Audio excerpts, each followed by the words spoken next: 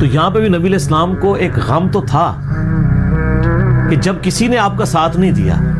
اس وقت جو عورت اپنے مال جان سب چیز لے کے حضور کے ساتھ ڈٹی رہی ہے وہ حضرت خدیجہ تھی سلام اللہ علیہا ورضی اللہ تعالی عنہا، حضور کی لاڈلی ترین بیوی، سر ایسی بیوی کہ جس کی زندگی میں حضور نے دوسری شادی نہیں کی صلی اللہ علیہ وسلم۔ اور دوسری شخصیت جناب ابی طالب، جو ہر مشکل وقت میں اپنے بھتیجے کے ساتھ کھڑے رہے، اور جب نزع کا عالم آیا اس وقت بھی اپنے بیٹے علی بن ابی طالب کو نصیحت کی، اور اسی طریقے سے اپنے بھائیوں کو، حمزہ بن عبد المطلب کو جو اس وقت تک ابھی ایمان نہیں لائے ہوئے تھے، عباس بن عبد المطلب کو وہ بھی ایمان نہیں لائے ہوئے تھے، اور اپنے دوسرے بیٹے عقیل ابن ابی طالب کو جو بھی ابھی ایمان نہیں لائے، سوائے مولا علی کے کوئی ایمان نہیں لایا ہوا تھا، سب کو نصیحت کی کہ میرے بعد اپنی جان سے بڑھ کے میرے بھتیجے کی حفاظت کرنی ہے۔ تو سر جو بندہ پوری زندگی حضور کے ساتھ اس طرح ڈٹا رہا ہو، تو نبی علیہ السلام اس شخصیت کا غم کیسے بھلا سکتے تھے؟ آپ صلی اللہ علیہ وآلہ وسلم کے عقد میں آلموسٹ 24 سال تک رہی ہیں حضرت خدیجہ۔ 25 سال کی عمر میں آپ کی شادی ہوئی، تو جب آپ کی عمر مبارک 49 ایئرز ہوئی ہے تو حضرت خدیجہ فوت ہوئی ہیں۔ 24 سال آپ کی بیوی رہی ہیں، اور اس دوران آپ نے دوسری شادی نہیں کی ہے۔ یہ آپ کی جتنی بعد والی شادیاں ان کی وفات کے بعد ہے، اتنی محبت تھی، دوسری شادی نہیں کی۔ کہ یہ غم بھی جو کہ جواز کی حد تک ہے، میں یعنی سوکن والی امتحان میں نہیں ڈال سکتا، کیونکہ حضرت خدیجہ سے حضور کی محبت ہی بہت زیادہ تھی، اور حضور صلی اللہ علیہ وسلم کی زندگی میں یہ 49th year of his life وہ غم کا سال تھا کہ وہ دونوں ہستیاں جو حضور صلی اللہ علیہ وسلم کی سپورٹ میں کھڑی ہوئی تھی، ایک ہی سال دونوں کا انتقال ہو گیا۔ اسی لیے اسے کہا جاتا ہے عام الحزن، غم کا سال۔ تو وہ تو غم تو ختم نہیں ہو سکتا۔ صحیح بخاری اور مسلم کی متفق علیہ حدیث ہے، مولا علی رضی اللہ تعالیٰ عنہ وعلیہ السلام، جن کی پرورش حضرت خدیجہ نے کی ہوئی ہے، اور اللہ نے یہ بدلہ دنیا میں اتارا ہے۔ ابو طالب نے پرورش کی نبی علیہ السلام کی، ابو طالب کے بیٹے علی بن ابی طالب کی پرورش نبی علیہ السلام نے کی۔ تو ابو طالب نے نبی علیہ السلام کی پرورش کی، اور نبی علیہ السلام نے ان کے بیٹے کی پرورش کی، اور حضرت خدیجہ جو ہے حضرت علی کے لیے ماں کی طرح تھی، اور بعد میں خوش نصیبی کہ انہی کی بیٹی کے ساتھ نکاح بھی ہو گیا سیدہ فاطمہ کے ساتھ۔ تو صحیح بخاری اور مسلم متفق علیہ حدیث ہے، بخاری مسلم دونوں میں ہے۔ سیدنا علی کہتے ہیں کہ میں نے نبی علیہ السلام سے خود سنا تھا کہ اگلی امتوں میں سارے جہان والوں پر فضیلت اللہ نے دی تھی مریم بنت عمران کو، حضرت عیسیٰ کی والدہ کو، اور اس زمانے میں سب جہان والی عورتوں پر فضیلت دی ہے خدیجہ کو۔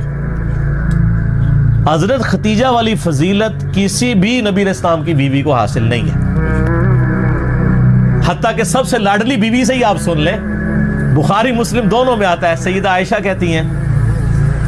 کہ میں حضور کی بیویوں میں سے کسی پہ اتنا حسد نہیں کرتی تھی، رشک اردو میں کہہ لیں، جتنا خدیجہ پہ، حالانکہ میں نے خدیجہ کو دیکھا نہیں ہوا، لیکن نبی صلی اللہ علیہ وسلم ان سے اتنی محبت کرتے تھے کہ ان کی وفات کے بعد بھی جب بھی کوئی جانور قربان کرتے تو حضرت خدیجہ کی سہیلیوں کو بھی گوشت گفٹ کے طور پہ بھیجا کرتے تھے۔ بعد میں حسن سلوک حضرت خدیجہ کی سہیلیوں کے ساتھ، اور میں کہتی تھی یا رسول اللہ آپ خدیجہ کے ساتھ اتنا کرتے ہیں گویا خدیجہ جیسی کوئی عورت ہی نہیں ہے۔ تو آپ نے فرمایا ہاں خدیجہ جیسی کوئی نہیں ملے گی، اس نے مشکل وقت میں میرا ساتھ دیا، اور میری ساری اولاد بھی خدیجہ سے۔ ایک حضرت ابراہیم پیدا ہوئے ہیں ماریہ قبطیہ سے، وہ بھی فوت ہو گئے، باقی نبی علیہ السلام کی اپنی 4 بیٹیاں اور باقی 2 صاحبزادے حضرت خدیجہ سے سلام اللہ علیہا وعلیہ السلام۔ بلکہ حضرت ابو ہریرہ کہتے ہیں رضی اللہ تعالیٰ عنہ، بخاری مسلم دونوں میں، کہ ایک دفعہ حضرت خدیجہ جو ہیں وہ سالن پکا کے کھانا نبی علیہ السلام کے لیے لے کے آ رہی تھی، تو نبی علیہ السلام نے ہمیں خود یہ بات سنائی کہ اس وقت حضرت جبرائیل علیہ السلام میرے پاس آئے اور مجھے کہا کہ آپ کی بیوی جو ہے نا آپ کے لیے کھانا لے کے آ رہی ہے، اور اس بیوی سے آپ نے کہنا ہے اللہ تعالیٰ اس پہ سلام بھیجتا ہے اور جبرائیل بھی سلام بھیجتے ہیں. سر آپ امیجن کر سکتے ہیں کسی شخص کو یہ بتایا جائے کہ اللہ تعالیٰ نے آپ کی طرف سلام بھیجا ہے. آپ تو جناب بزرگوں کے سلام کے لیے ترس رہے ہوتے ہیں. تو حضرت خدیجہ جب وہ کھانا لے کے حضور کے سامنے رکھا تو آپ نے فرمایا کہ اللہ تعالیٰ نے تیرے لیے سلام بھجوایا اور جبرائیل علیہ السلام نے. یہ حدیث بخاری مسلم دونوں میں, اور وہ حدیث بڑی رکت انگیز ہے جی, ابو داؤد کے اندر اور مسند احمد کے اندر, کہ نبی علیہ السلام کا ایک داماد جو اس وقت تک کافر تھا, غزوہ بدر کے موقع پر ابو العاص, وہ کافروں کی طرف سے لڑنے آیا ہوا تھا تو وہ جنگی قیدی بنا لیا گیا. اب ظاہر قیدی کے لیے تھا کہ فدیہ دے کے چھوڑا جائے گا, فدیے کے لیے مال دینا پڑتا تھا. اب اس کی جو بیوی ہے وہ سیدہ زینب نبی علیہ السلام کی بیٹی, جن کی آگے سے وہ بیٹی ہیں جو حضور کی نواسی ہیں, امامہ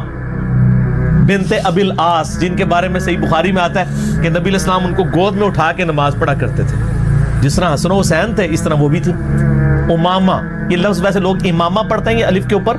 یعنی حمزہ کے اوپر پیش ہے, امامہ بنت ابی العاص. تو سیدہ زینب نے اپنے گلے کا ہار, یہ صحیح سند کے ساتھ ہے, ابو داؤد میں مسند احمد میں, اپنے خامند کی رہائی کے لیے فدیے کے طور پہ حضور کو بھجوایا, کیونکہ ان کو پتا تھا کہ نبی علیہ السلام تو کوئی سفارش قبول نہیں کریں گے, انصاف تو سب کے لیے. اب وہ ایک ایک کر کے قیدی چھوڑے جا رہے ہیں, نبی علیہ السلام کو اعتماد میں لیا جا رہا ہے, ٹھیک ہے, کہ جی اس نے یہ دیا مال, اس نے یہ دیا ہے. حتیٰ کہ جب وہ ہار حضور کے سامنے آیا تو آپ صلی اللہ علیہ وسلم پہ رکت تاری ہوئی. رکت کے الفاظ ہیں, رونا شروع کر دیا آپ نے, کیونکہ وہ ہار حضرت خدیجہ کا ہار تھا جو انہوں نے شادی کے موقع پہ اپنی بیٹی زینب کو گفٹ کیا ہوا تھا. اب حضور کے سامنے وہ ہار آیا تو آپ نے رونا شروع کر دیا. آپ نے باقی صحابہ کو جمع کر کے کہا کہ اگر تم مجھے اجازت دو تو یہ ہار جو ہے نا میں بیٹی زینب کو واپس کر دوں. اجازت لی, کیونکہ یہ میری یعنی بیوی کا ہار ہے جو اس نے اپنی بیٹی کو گفٹ کیا ہوا تھا. وہ خیر واپس کر دیا, اور بعد میں خیر وہ ابو العاص مسلمان بھی ہو گئے. تو یہ